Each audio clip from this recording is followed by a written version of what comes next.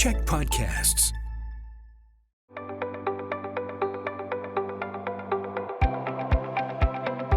Hi, welcome to Chamber Chats. I'm Bruce Williams. I'm the CEO of the Greater Victoria Chamber of Commerce. And as always, we are recording today in the podcasting studios of one of our chamber champions, Czech Television. I would like to acknowledge, as always, that I live and work in the ancestral unceded territories of the Lekwungen-speaking nations, the Songhees and the Esquimalt. And Chamber Chats are made possible by the support of Island Savings, a division of First West Credit Union, and C-SPAN Victoria Shipyards. Well, the weather is changing in many ways, including the landscape and the weather in civic government. We had municipal elections a short time ago, of course, and there were some pretty profound changes. And we're going to talk with one of those change makers today. Joining us in Chamber Chats is the new incoming mayor of the District of Saanich, Dean Murdock. Mayor, welcome to the show. Thanks so much, Bruce. Thanks for having me. So the campaign itself went on for a good part of a year when you dedicated yourself to that. You won by 152 votes. Did you see that part coming? Did you think it was going to be a different margin than that? It's always hard to tell, I know, but you must have had some feel, right? Yeah, we definitely knew it was going to be close. It was feeling that way on the doorsteps all the way through. I mean, once people started paying attention, as you mentioned, I announced that I was running over a year ago now, but a little bit less than a year before Election Day, and spent the better part of the year on the doorsteps. And for a lot of that time, it was mostly just asking people, what they felt about things, what was important to them, what did they want to see happen. And then once we hit Labor Day and got into September, people started paying more attention to the election, and it was becoming very clear that it was going to be close. It became clearer to me that it was, winnable, that we were going to win, or it was winnable within a couple of weeks of the election. The discourse on the doorstep shifted from what's the difference between the two of you into I'm voting for you, or I like what you said about. And that, I tell you, it's really inspiring. You're really motivated to go knock on some more doors when you start getting that kind of response. Yeah, so you served on council previously, and then Fred Haynes was the mayor for a while. Why did you decide, though, this time to run for mayor instead of council? Yeah, so I served 3 terms on Saanich Council, 10 years, and took a term off. And I think probably spent most of that term doing some reflecting. One of the interesting things about being in elected office is a lot of the questions or conversations you have are about specific issues. People will come up to you and say, I want you to do this, or I'm having this problem. And so stepping away really gave me an opportunity to think a little more globally about what Saanich is all about, what we're striving to be as a community. I think what we needed to be doing better or more quickly. And for that reason, I felt that, the 10 years of experience that I had combined with some of the professional experience and skills that I bring, I could offer myself as a leader on council, and with the interest of helping the 8 other elected officials really move forward on housing affordability, on road safety, climate impacts, all of the things you heard us talking about in the election. For me, it was a leadership opportunity. I think that, not a critique of Fred Haynes as a person, but really just a different style that I would bring that I thought could help us move Saanich forward. And obviously, that's something that resonated with voters. I would have liked to have convinced a few more to be a little more convincing, but it's a message we carried into the election, and I think it's something that people responded to. So we're going to dive a little deeper into those issues that you mentioned. The one I want to talk about right off the top, though, is one that has been front of mind for a lot of people, and that is the Citizens Assembly. That was the investigation by the City of Victoria and the District of Saanich to look into a possible amalgamation of services or of the municipalities. So take it away. What's going to happen? What are the next steps? Well, for me, this one's an important one, too. It seemed like this was direction we got from the voters in a referendum in 2018. So the election where I was coming off of council, we put a ballot question in front of voters asking them if they supported us spending money to create a citizens assembly with the City of Victoria to appoint residents who would explore the pros and cons of amalgamating. And that was answered in the affirmative, more strongly in the City of Victoria, but still strongly in Saanich. And so from my perspective, that direction was clear. Voters, Saanich residents, expect us to move forward on that question. Of course, the pandemic landed, and I appreciate that slowed things down for both municipalities. But I think that we now have an opportunity to move forward much more quickly. My preference would have been that it was something that was already in place, but that's a bit of unfinished business that I'm very happy to advance, and have already spoken to staff about making sure that we prioritize getting that started. And in fact, I mentioned it in my inaugural speech at the start of this term. So that's something, I mean, region-wide, that conversation has gone on for a long time. Of our 13 municipalities, I have never had the feeling that we will become one. I don't think that's ever going to happen, quite honestly, because when you get right down to it, people say, well, we'd need less employees. Well, no, you wouldn't.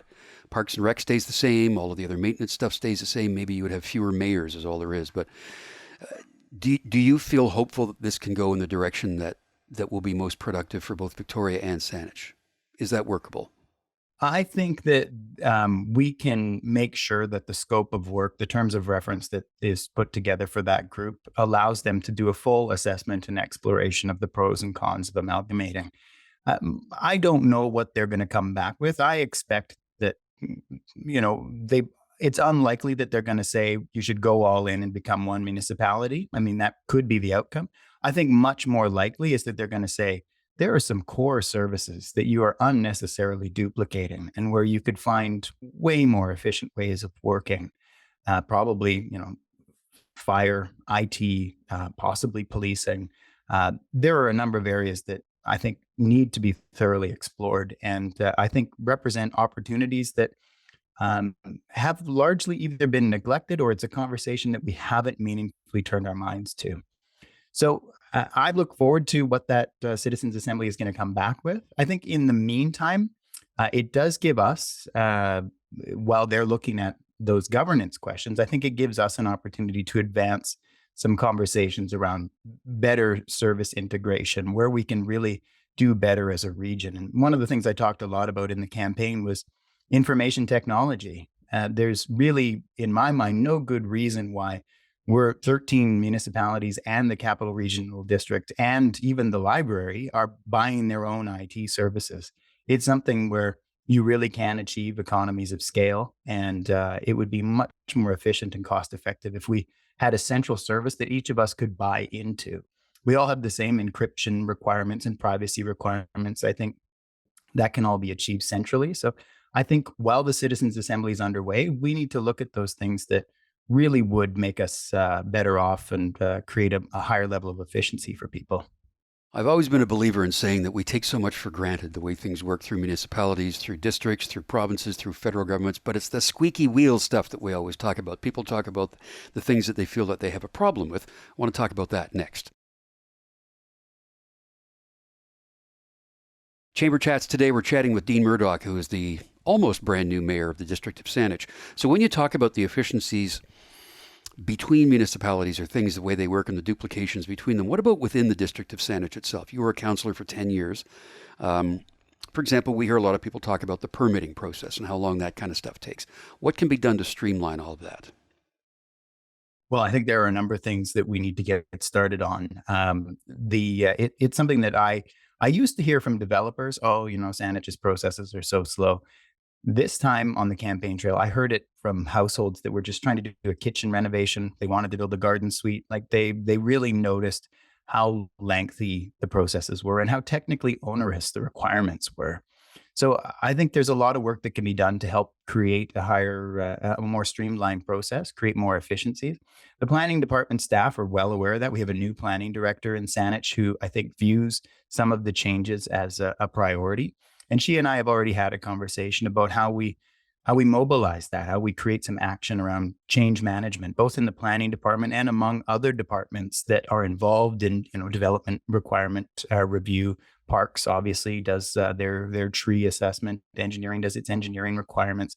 So how do we get better aligned on those things? How do we make more efficient, create more efficient processes?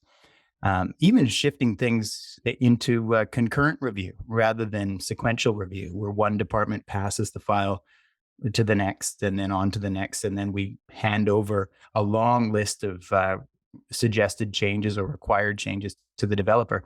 If we could do that sequentially, we would be able to, concurrently, we would be able to move those things along much more quickly. The other thing that I think the sort of big move that Saanich can do Where we're looking to create purpose-built rental, where we want to create more affordable housing, where we want to do more multifamily housing, is put the zoning in place to make that happen. So rather than waiting for a proponent of an application to come forward and say, hey, I'd like to build a 6-story building here or a 12-story building, we can put those pieces in place so that we actually create the zones that we're looking for. We've never done that. We have an official community plan that's 14 years old. We're now doing a strategic update of that plan, and it calls for density in our major centers and our villages. We've never zoned to make that happen, and in most cases, we're still waiting to make a lot of that density happen at a time when that housing would be badly needed, is badly needed. So, I've had a conversation with our new director of planning about the opportunity to do that, where the plan calls for 8 stories, let's zone for 8 stories. Where it calls for 12, let's zone for 12. And then we'll create the conditions to actually get those things moving much more quickly. So yeah, we'll keep on that conversation with housing. There are some massive transformative things going on in Saanich, the whole up-down development and the stuff at University Heights and the one across the street from University Heights and some stuff at Elk Lake. And there's a thing that Garrick is doing along by the Bird of Paradise pub on Glanford. So all of those continue to move forward, but we need to probably take a look at how more of that can happen. Tell me about that. Well, I think we're now moving forward on a corridor centers and villages planning process. So that's taking this concept of sort of the urban villages, those major centers, and looking at, okay, well, what are the corridors that actually facilitate movement between them? Where do we have high quality public transit? Where are we putting in the bike lanes and the sidewalks so people can get around? Those are the natural places to start building up density.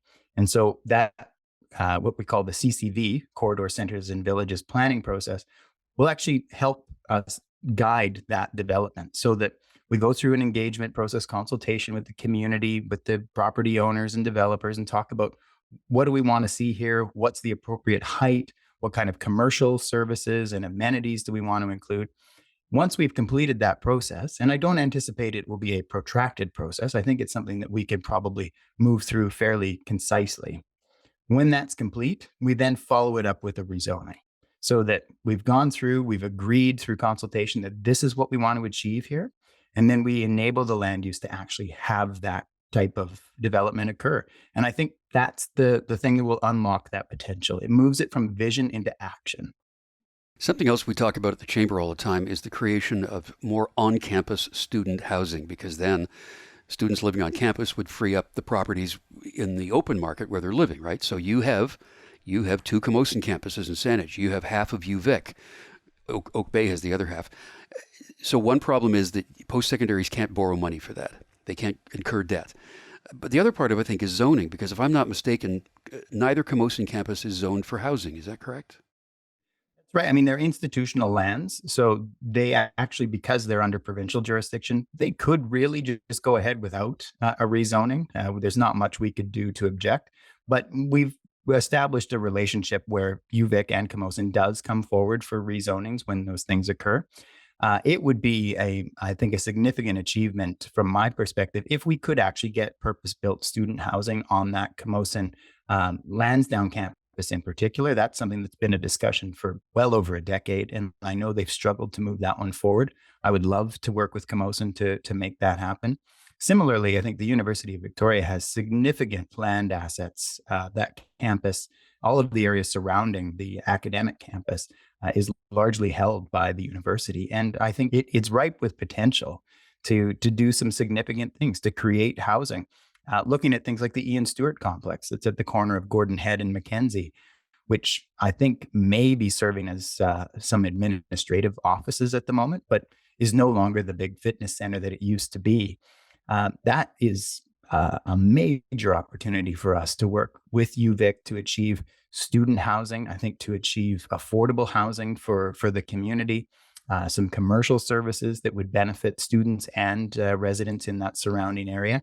I think there's some significant potential there. And I'd be really keen on working with UVic and the province to see what we can achieve in those locations.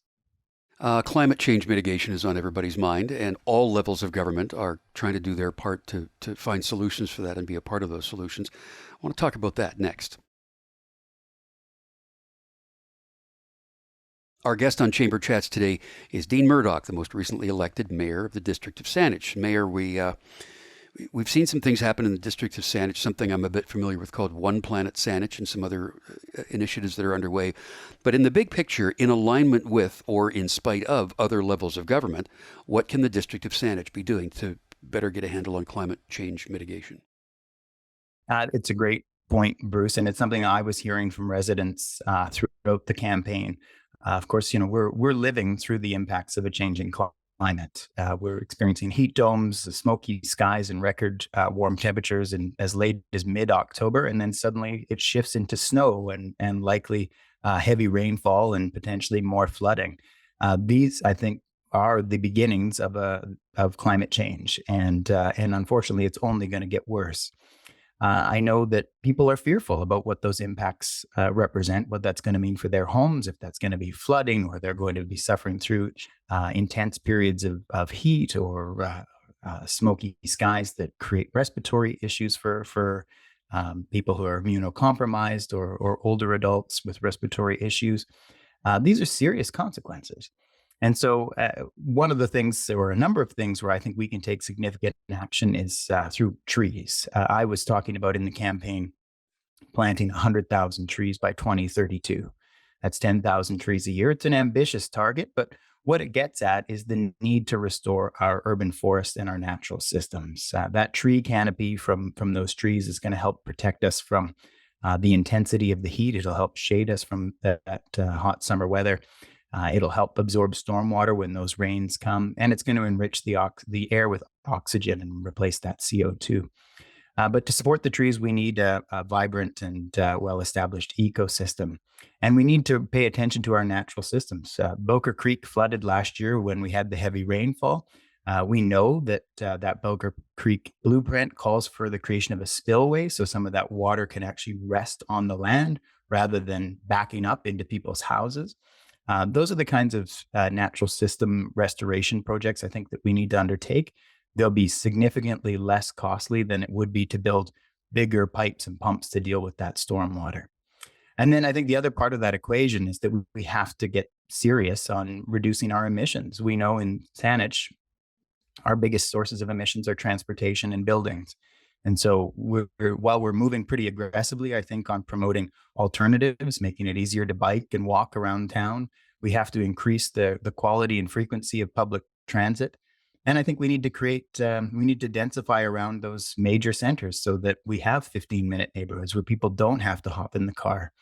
That's part of reducing the emissions and then looking at ways that we can revitalize existing building stock to make it more efficient, less energy intensive. Throughout the pandemic and even before that, speaking of trees and peaceful and all that sort of thing, a lot of us took advantage of the parks in this region to maintain our mental health. And that's not going to change as we all emerged from the pandemic and started going back outside again. Saanich Parks and Rec, anything pending there? Anything that's going to change and what will continue? There's lots of great stuff. The park staff and recreation staff, I think, were doing an incredible amount of work during the pandemic, responding to frequently changing public health guidance and making sure that people could go and use our rec centers. They were creating new outdoor activities so people could get together safely. That all continues. I think you'll see more of the types of community social events that reemerged this summer.